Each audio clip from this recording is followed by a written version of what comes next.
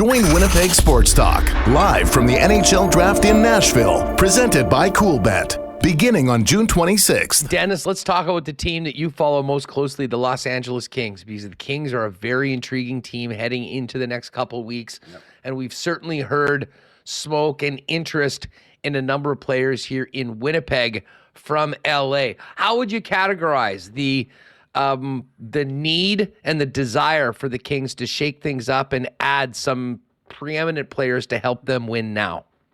Also, they had about $10 million more in cap space. Maybe they acquire all three guys, but they can't. That's the problem. And let's talk about Dubois. Like, if Columbus wanted younger players, they wanted a futures package, Dubois would be in Los Angeles. It was as simple as that. But they wanted Laine. And that's why the trade was executed. So back a couple of years ago, there was interest in this player, acute interest in this player. Is it now? I don't know. If you had Kopitar, Pierre-Luc Dubois, and Phil Deneau as 1, 2, 3, could you get out of the West? You probably could. But they need a goaltender. Like, they just have Phoenix Copley, and they signed the Portillo kid out of Michigan. That's their depth right now. Is that good enough? I don't know. Aiden Hill won a championship. Maybe Phoenix Copley's good enough, but they do need another goalie. So, yes, there was interest back in the day. If Keck went a different direction, PLD would be in Los Angeles. Does it make sense right now? It depends on one thing: what you believe Quinton Byfield will be. If he's going to continue to be a 3-goal scorer, which was kind of embarrassing for him, then, yeah, you make that trade. If you do think he's going to blossom, and look, he's 20 years old. I'm not off the wagon. Have I been critical of Quinton Byfield? Yeah, I expect more. He's a second overall pick. He's playing with Kopitar. Kopitar does like playing with him. So I know the big – look, I love Mark Scheifele. Do I think you could fit him in here? Absolutely. Is there risk involved? Sure there is. But you know what, Hustler? You got to take risks at this point in time. And there's no bigger – I went through my old tweets from 2 years ago, and one guy tweeted at me, if Rob Blake traded Byfield and Turcotte for Jack Eichel, he should be fired immediately. Well, if he did that, maybe they won a cup and maybe get out of the West. So there's risk involved. I think Dubois would fit because he's 24 years old, and the Kings are in a situation where they have a group of young players like that. Like, he's only a year and a half older than Gabe Vilardi had a great season. So I'm not sure, because I think their first job one was to get Gavrikov signed, without question. The second job should probably be another goaltender, a quality goaltender. And if there's space to do that, fine. I will tell you this, though. Paterson and Luke Robitaille are really good buddies. Do I think they're talking about a deal like that? Probably. So we'll see. He would fit here, but again, it's the cost involved. And the other issue is because Byfield isn't the same, he doesn't have the same value as a second overall pick now, because he really hasn't performed up to snuff. Yes, they talk about his analytics, and yes, he played well. He's going to be able to score goals in this league if you're a top 6 player. You know, they're not going to trade Brent Clark. He's the future for them. So what is a Turcotte? They traded their first round pick to get Gavrikov. I don't think they have the assets to pull that deal. That's the question, Hustler. Not if they want him or not. I think that because they traded for Kevin Fiala and they traded for Gavrikov, I'm not sure they have the same value assets that Chevy would want for that player.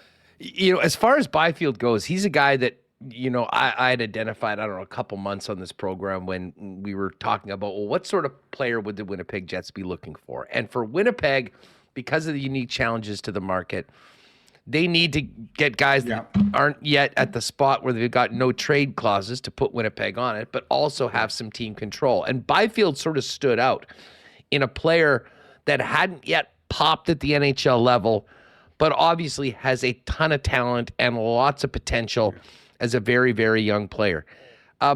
What is Quinton Byfield right now? And for folks that maybe haven't seen him as much, how far is the delta in between what he could be and what you saw from him in his second year as a pro after going number 2 overall? I would say percentage-wise, he's probably 50%, because he's not overmatched when he's on the ice. And if Kopitar didn't want to play with him, he wouldn't be playing with Kopitar. So he likes him. So he's a little bit of more toughness. He's big. He's rangy. He does have speed.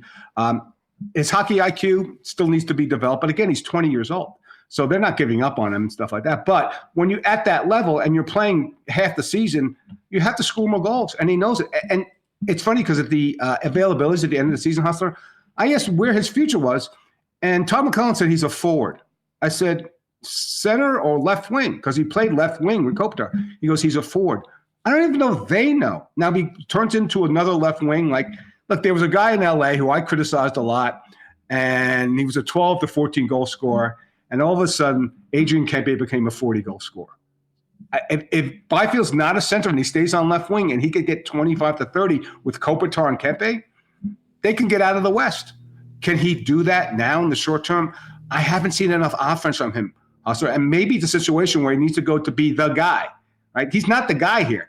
If he went to Winnipeg, would he be the guy if Scheifele left? Scheifele left or whatever? Yes, he would. Well, they need him to play center too, because you're talking about the potential of losing Dubois and Scheifele this summer.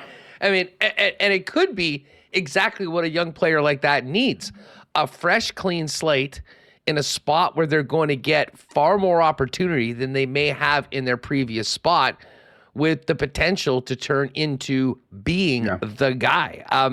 But again, there's a lot of pressure that comes with being traded for a player like that as well. Is it safe to say, though, Dennis, right now, that Byfield would almost have to be on the table, and they would consider that if they're talking about acquiring any of this big three Winnipeg Jets players that are at the top of everyone's trade target list right now?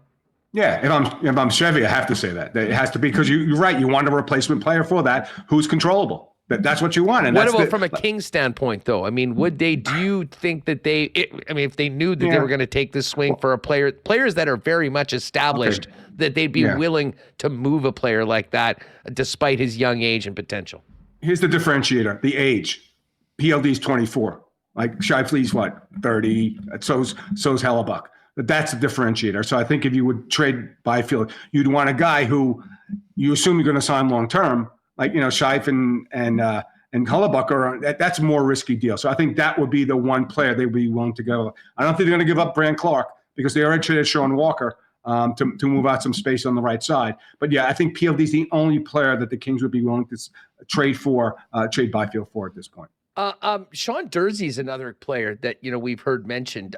Tell us about Durzi. He's 24 years old. He's got one more year at 1.7, and then will be an RFA with arbitration.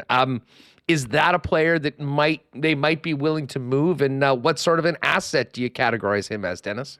Yeah, he's like a second asset in this trade. He can play both sides. See, I give Sean Durzi a lot of credit. First of all, a really good kid, a quality kid. Guy's got some jam. He's not afraid to stick his nose in the scrum, which is good, because this team isn't the biggest or most physical team. So that aspect of his game is good.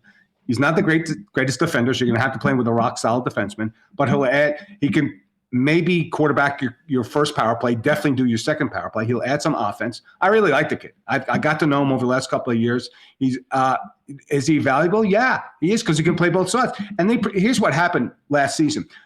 Sean Walker was supposed to be the left defenseman on the second pair, and they put him in there. He was coming off major knee surgery. 10 games in, they knew it just was going to work. And Sean was pressed into action to go on the left side, a relatively new position, never played at the NHL level. It took time, but he acquitted himself well. He's a valuable asset. He's probably a third pair defenseman on the Kings right now, because you have the top four. You have Gavrikov, Roy, Doughty, and Anderson. But he's a really good third pair defenseman. On a lesser team, maybe a second pair defenseman. So would he have value in the trade? Absolutely. Are they looking to trade him? I don't know, because they need the cap space right now. That's a value contract right now, because he does contribute offensively. Dennis, PLD will need a new contract. And, if we're talking about a sign and trade, let's just say that they floated the $9 million out as the high number. Let's say it comes in at around $8 million. But you would have that cost certainty. What is more attractive, and what would, I think, be more a priority for the LA Kings? Dubois on a sign and trade long-term deal, or Hellebuyck with 1 year left on his deal at $6 million, which is far more manageable, and then obviously the potential of re-signing him afterwards, and of course Kopitar's number would be off the books, although I would imagine he probably sticks around in LA. Yeah. Oh yeah, he's going to stick around.